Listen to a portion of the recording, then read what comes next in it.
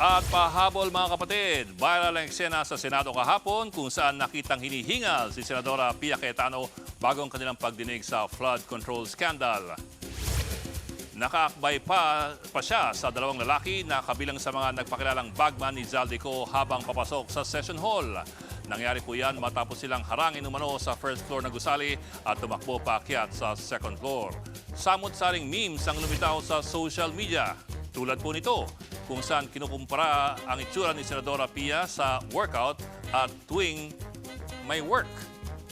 Umanap naman ang aktres na si Agot Isidro kay Senadora Pia. Tinawag niyang kadramahan ang paghingal ng Senadora pero sablay lamang daw ito. Mga kapatid, Jig Manikad po, pagdating sa mahalagang balita sa loob at labas ng bansa, dapat una sa lahat, mag-follow at mag-subscribe na sa social media pages ng News 5.